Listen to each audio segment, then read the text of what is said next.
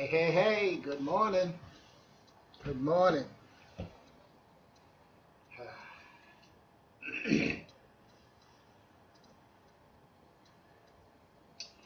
Oh man, I thought we were going to hear an interruption in the background.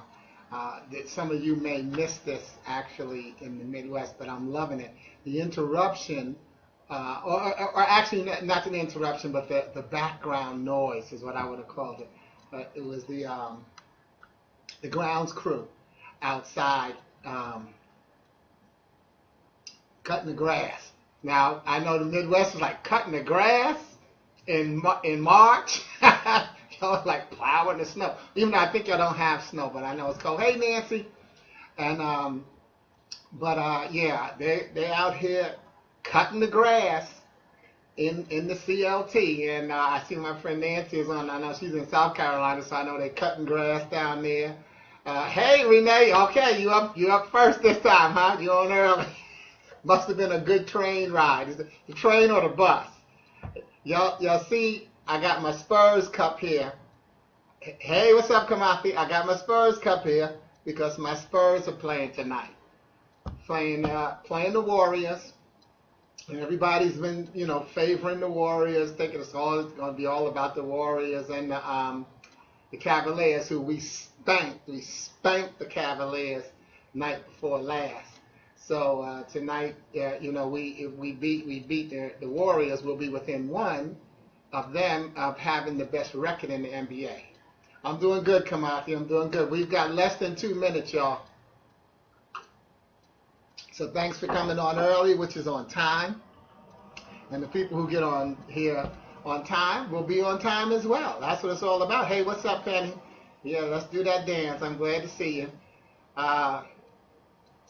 Yeah, we've got less than 2 minutes. I always let Facebook do what they call building the audience. So if you ever do a live, Facebook Live, by the way, it's really easy. You just go into your comments box, click on live video.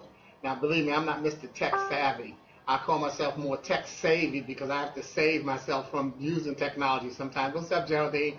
And so, hey, what's up, Romeo? My brother. Wait, y'all don't know, one of my dearest young brothers and friends just logged on, and he was a great lesson for me. I got less than a minute, but like I said, click on live, video live, then it'll say next, and then when you click on next, that will let you get a preview of what you're going to look like on Facebook Live, and then you can wait and then click whenever you want it to start. Okay, so that's if you ever decide to do Facebook Live. What's up, twin?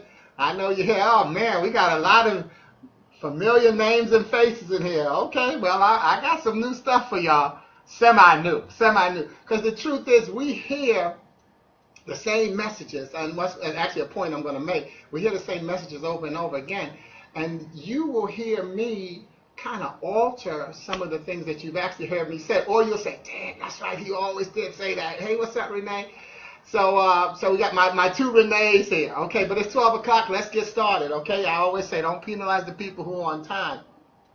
What I wanted to start with today, welcome to Glue. I call it Glue. Most people call it Wednesday. It's Hump Day. But I always like to say, hey, we're not getting over the hump, because we're not getting over. We're keeping it together. Wednesday is the day of the week that connects the beginning and the end of the week. So always focus on keeping it together rather than feeling like you have to get over. Because hasn't that term, get over, gotten a negative connotation in our society and our vocabulary anyway? If somebody is getting over, it means that they're pulling a fast one, okay? So we are going to talk about glue, G-L-U-E. God's love undoes everything. And that doesn't mean that God's love makes things separate. By undoes, it means all the nonsense that is going on in our life. If we look at God's love, we recognize that we can get it together, because that's what he's about, is about pulling us together. So we just have to remember, as we are made in the image of God, if we are children of God, then therefore we should have the power to get it together. So, stop looking for other means of getting together. Look within, because you already got it together. It's just about keeping it together, which is a tough thing. Another topic. Remember, you can always send me the topics if you want me to talk about a topic. That's something I always do too. But anyway, what I wanted to start with today really is talking about starting. Look at this. This is my original collection of poetry. Now, see where it says poet? Now, if those of you who may know, my birth name is actually Ryspodii, Ryspodii. So I took poet and poetry and then Ryspodii. So this was actually, I had a girlfriend in college whose father loved my poetry so much. You know, I wrote clean poetry that she could share with her parents. And the father loved the poetry so much. He was in a business. He bound me this book of actually, it was a book of blank pages so that I could collect my poetry. So I've got stuff in here that I've never published. And in fact, and they're all handwritten. This is back, we didn't have typewriters. So this is the poem I want to start with. Is actually one that I've never published. And I wrote it in 1979. I was 24 years old. I don't know what was going on in my life. What's up, David? I don't know what was going on in my life, but I was angry. And so, yeah, we're going to be talking about anger today. I was angry. So not going to worry about what I was angry about, but let's listen to the lesson. This is called unique anger. And what I had decided, I see what I had decided was that somebody had pissed me off to the point where I said, well, you know what? The best thing for me to do, just like I said, you know, anger, avoidable nonsense that's geared toward energy reduction, I decided, well, you know what? I'm just going to ignore them. I'm just going to cut them off. The best way for me to handle my anger was to shut up.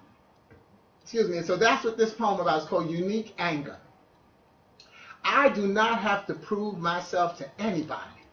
So I have decided to try and talk less, because I have found it more and more difficult to find people who would believe what I say, because they think they know me. Why? Because others in the past have said similar things, only to hypocritically find themselves involved. I am Sporty King, not others.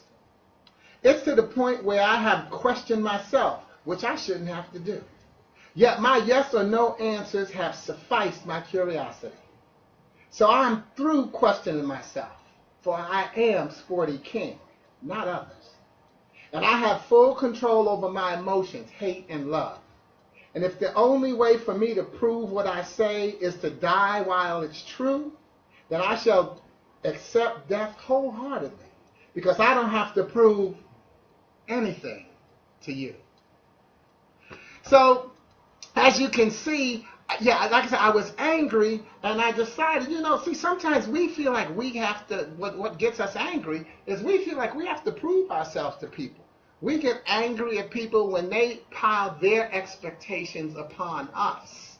And so that's why I recognize, with me using angry as avoidable nonsense geared toward energy reduction, see, I recognize that I could avoid the nonsense, because the nonsense was somebody trying to tell me who I was. And like I said, now think about this. I was 24 years old. I was working a full-time job at the Wall Street Journal at the time. So this obviously had something to do maybe with I don't even know if it was with a coworker or a friend outside at work. But I was not a kid, you know, and I was in my life. I had my own apartment. So like I said, I have no idea what was going on. But we've all been in that situation where we get angry when someone tries to superimpose their will upon us. And maybe I shouldn't say we. I get angry with that. To this day, I never micromanaged, because I don't like being micromanaged. And so when someone tries to overburden me with their expectations, I kind of shut them out. So that's what I thought, you know, when I looked at the acronym that I created for anger. Angry is avoidable nonsense geared toward energy reduction. I recognized that it was the nonsense that I needed to get rid of, but the truth is, anger itself really can't be avoided. See, we can't avoid getting angry, because anger is just an emotion. And emotions are neither right or wrong. What we do with them is what will end up becoming a right or wrong judgment. So, you know, hey, Robin, anger is just an emotion. And remember that emotions are neither right or wrong. It's just what we do with them. In fact, Here's what I wrote in my book called Morning, Noon, and Night. Yeah, I'm going to feel like an infomercial, but you know what? You got to see the information where it's coming from because it is accessible, and that's what it's about. But anger is often a reactionary emotion where someone gets upset about something done to them or dares it to happen again. If someone can keep you angry, they can control you. Though I may get angry, I will not let anyone keep me angry. Thus, they have no control over me. So what I'm saying there is, for instance, we may get angry at somebody, and especially, again, in our younger days, and we decide that we want to be physical. We're that angry. So we're sitting there, and you're trying to make the story because you're going to both go to the principal's office, or you're going to both get in trouble for whatever it is, a cop report. You want to make it seem like you are the innocent one. So I'm sitting there, and I see that person coming that I'm mad at, right? I'm angry. I can't stand them. So what I do is I stick my foot out because I say if they kick my foot, that's going to justify me hauling off and hitting them and making it look like I was actually doing it as a reflex rather than having it premeditated, right? So therefore, I'm sticking my foot out and I'm waiting for this person to kick my foot, and then I'll be justified in saying, yeah, well, they kicked my foot, and so I hit them. And that's how I want the report to go down, right? So here comes that person, right? And I'm ready to haul off and hit them, 5, 4, 3, 2, 1, and they walk past my foot and didn't even kick my foot. Okay, and so now I'm like, oh man, I really wanted to haul off and hit them. So now when they come back the other way, I say, okay, you know what? I'm going to get them this time. So now I stick my foot out a little further. I pull my body out. See, the first time I stuck my foot out, now I'm sticking my whole body out and waiting for them. 5, 4, 3, 2, 1, haul off. They didn't hit my foot again. Do you see what just happened? They controlled me because I was looking for my anger to be a reactionary emotion. I was looking to be able to prove that I was reacting to something that they did. So mentally, I was already setting myself up to say, I was just reacting. I'm the innocent. I'm the victim here. And so they controlled my thought the first time coming. The second time coming back, they controlled my body. Because I pushed my body out further so that it could be, I wanted it to be an obstruction so it could be abused. I put myself in harm's way so that I could justify my anger. So they control my mind one way, they control my body the other way. Do you see that if someone can keep you angry, they can control you? And so that becomes the key, is to avoid having that anger. In fact, I did a tweet the other day that said, my biggest challenge is the same reason that I'm still in business. I have undeniably strong faith, firmly believing that no weapon formed against me shall prosper. Not some weapon, no weapon formed against me shall prosper. And I haven't even bothered telling you about each weakened weapon, nor will I. You see, some don't yet know how powerless they are, which is how powerless they are. You can check my Facebook feed to find that. But that's the thing. See, no weapon formed against me will prosper. I will not let anybody control me by harboring anger for them. And I just let it go. Everybody's on their path. And I'm not the leader on everybody's path. I'm going to make sure I'm leading on my path. And that's tough because, again, I think I did another tweet that said a lot of times we say, well, I don't care what anybody thinks. Then we look at somebody to see what their reaction is to what we just said. No, when I say I don't care what anybody thinks about me, I'm not looking at you to see how you feel about that. You're included. The truth is, as much as great of friends as we are, there's always something you can do that will end our friendship. Now, depending on the level of our friendship, I can't tell you what that is. And I hope it never happens. But recognize that someone that close to you, whatever that thing is that could end the friendship, imagine how strong that thing has to be. Imagine how hurt you have to make that person feel. So, I know people want to say, well, no, it'll never happen. But there's something that someone can do that could end your friendship. Please don't let that happen. check yourself. Check yourself. And if you can keep yourself grounded, guess what? You can keep your relationship grounded. And that becomes the truth. So really keep, have that faith and recognize that nobody, no weapon formed against you shall prosper. Again, not few weapons, no weapons. And I don't like being controlled. So that's just my thing. Maybe, so that makes me a control freak. That's what somebody's going to say. Fine.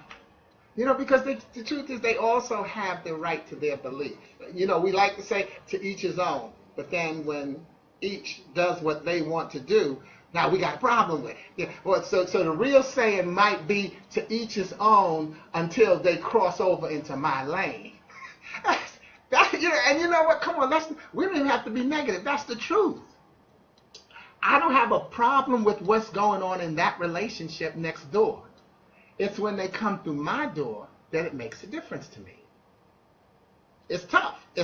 We got a lot of decisions, and that's why I like to defend and advocate for children, because there are a lot of tough decisions. We got to see something, say something, rule. You got a lot of bullying going on.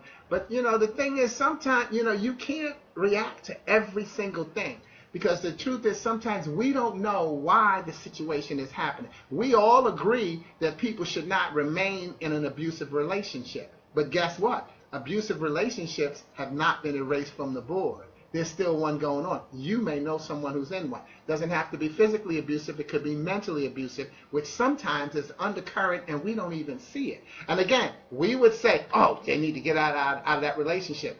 But we don't know the ins and outs of that relationship. We don't know why they got in it, and whether it was abusive from the start, or how that grew, or how that nurtured. There's a lot of stuff, y'all, and that's why we have to constantly forgive ourselves, because we get judgmental. We fly off the handle, but we have to recognize, handle your thing. When you handle your thing, now you can give me your outlook when I ask about mine, but you can't tell me what to do.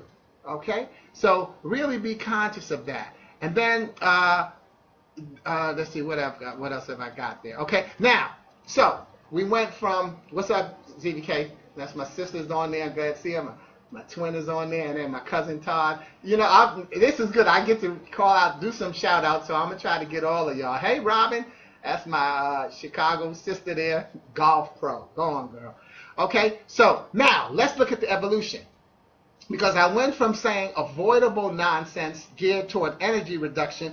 Then I changed anger in my book, Ac-Firmations, acronyms that can be affirmations. You need to get this one, because what happens in this is I have a bunch of different acronyms. And if you've ever got a topic that you need some kind of creativity that you want to talk about, well, you can go through and find that topic possibly. I may have an acronym on it already. You can use it in a speech. You can use it as a theme for a conference or a meeting, or you can just use it in a conversation. But anyway, find ways to use products. Okay, Bree, you better be here, all right?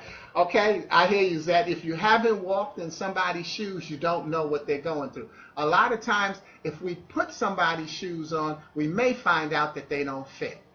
And I'm lying when I say may, because you will find out that they don't fit. No matter how it'll either be too snug, too loose, or if they fit just right, I bet you won't even know what to do with them next. So, whoa, this is fitting kind of well. What am I going to do? We just don't know. And it's hard because we want to call ourselves compassionate and caring, and we should be. We should want to help somebody get through something. But sometimes the best way you can help somebody get through, just shut up and listen. Sometimes just be an ear for somebody, which will also, by the way, help you with your anger. You reduce your anger. A lot of times the anger, what happens is it festers based on back and forth. Because when someone's angry, you can't have a debate.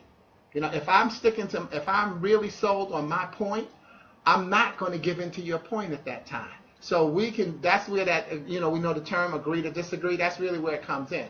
Because if we're both angry, neither one of us is going to give any room for what is really a rational decision. So if we can find a way to get ourselves to just listen to the other person's side objectively, and then end it, and then think about it, and then you wait, and then you think about it, you say, you know what, I hadn't looked at it that way. Okay, maybe that's possible. Or you may think about it and say, you know what, no.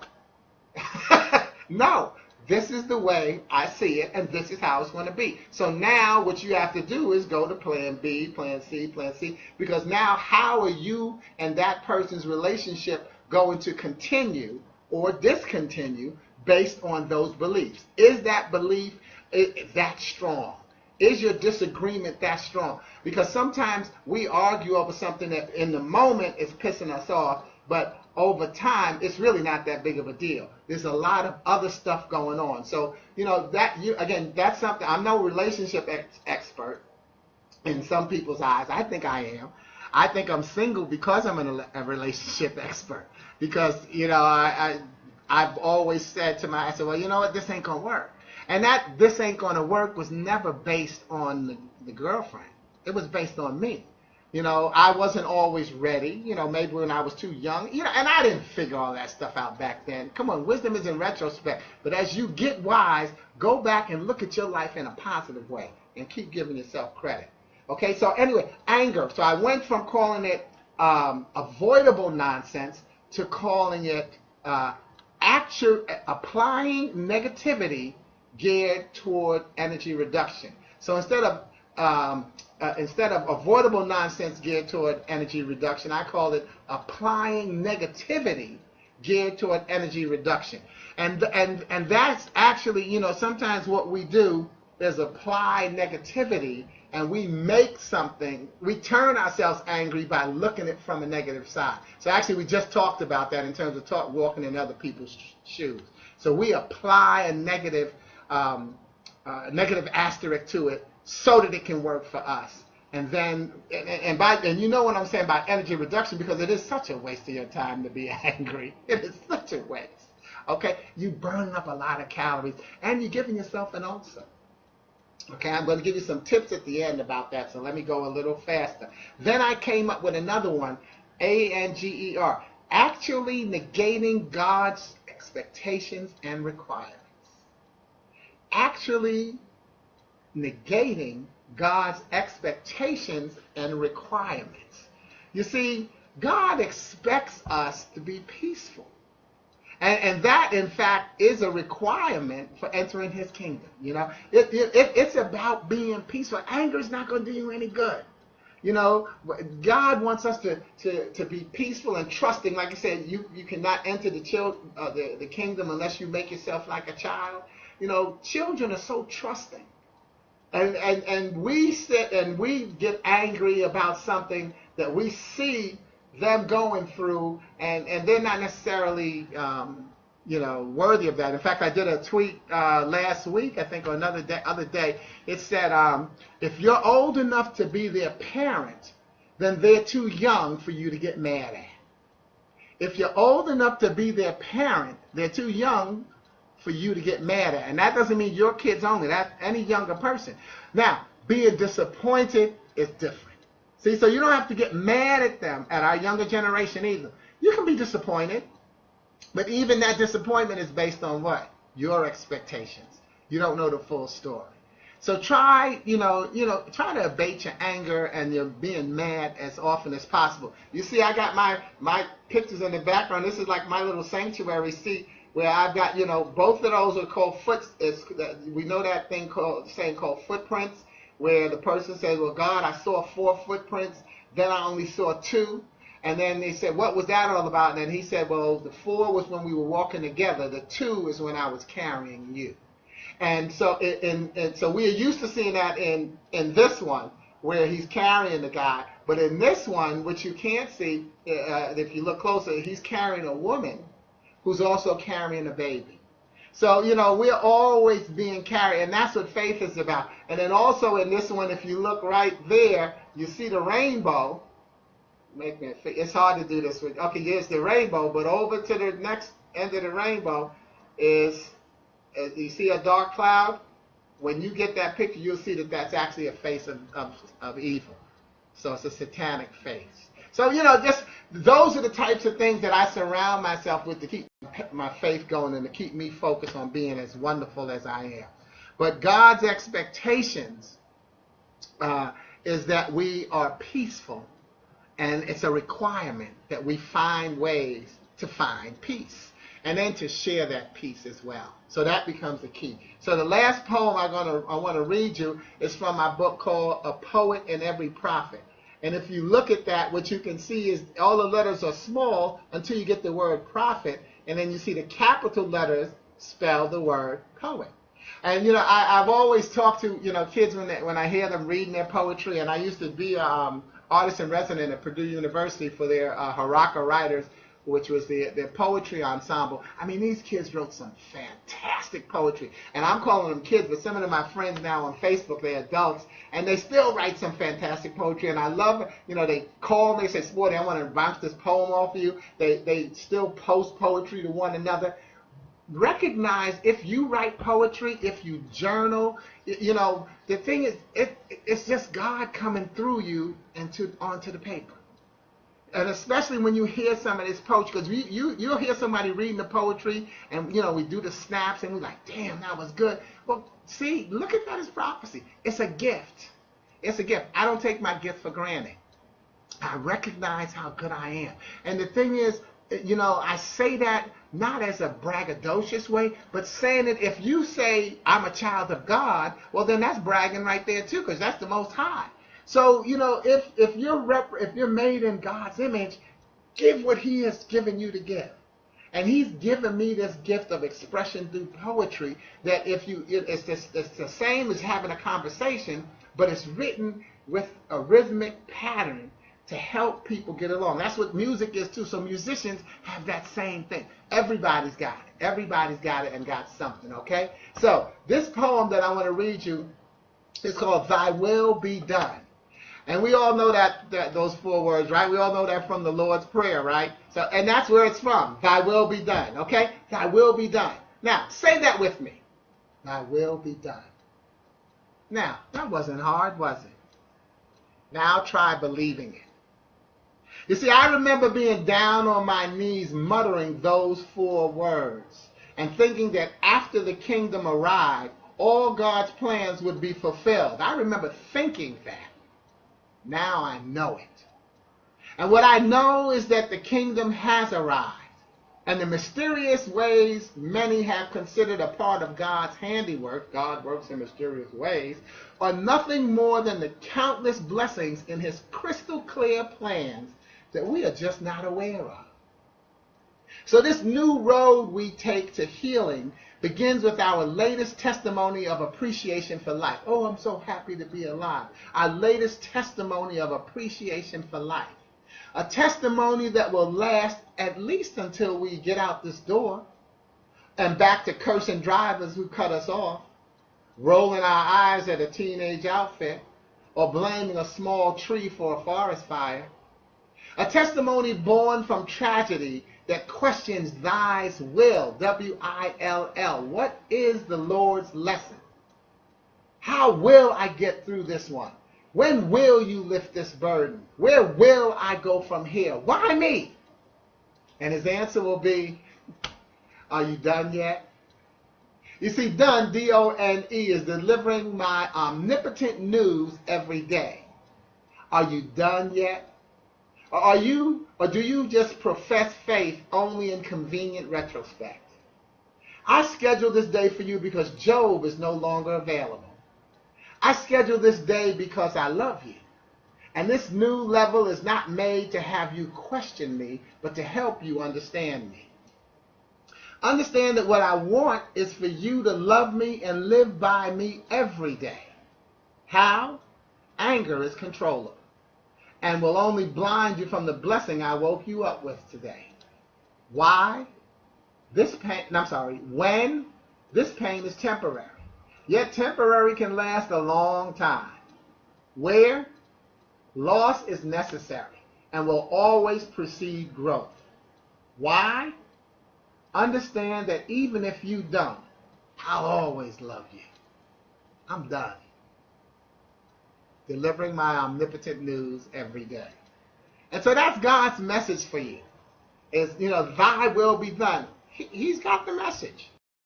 You are the perfect messenger to carry that into the next spot. It's just similar to how bees take pollen from one plant to another.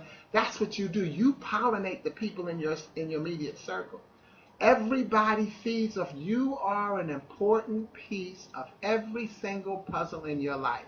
Life is about going from one puzzle to the next. You'll see that on my Facebook. You see the puzzles up there, and all of my memes now, I put the puzzle pieces in there, because life is about going from one puzzle to the next. You are either a small, medium, or large piece of the puzzle.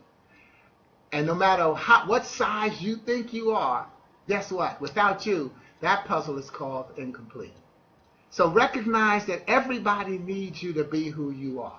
You are such a blessing. You've been a blessing to me today. You've been a blessing over the time that I've been doing this broadcast on Wednesdays. I'm glad that I started doing this, and it's been a great sense of relief for me as well. So, keep on doing and coming on. And I just want to say to you, I'll be posting this on YouTube. So, if you want to, we learn through repetition. And so, which is a post I did today. We learn through repetition, and we need to hear the message over and over again. So I'll have this posted on YouTube. Please go to YouTube and subscribe to my station, my channel. But you can always look at all of my Glue Wednesdays without having to page down on Facebook to find them. They're all loaded now on YouTube. I found that out learning technology. Sundays and Tuesdays. Sundays at 12 noon Eastern, and Tuesday mornings at 8 o'clock. You can hear me on xldjs.com. It's a radio station, XLDJs Radio. It's an app that you can download, as well as you can download it on your PC or your phone. And so that's xldjs.com. I'm going to post all of this when this broadcast is over, so that we can see all of that, get you all in place. You connect with me, because I got a couple of places I want to shout out. Coming up in April, there's a good friend of mine, Steve Wilson, who's doing what he calls Humor Month.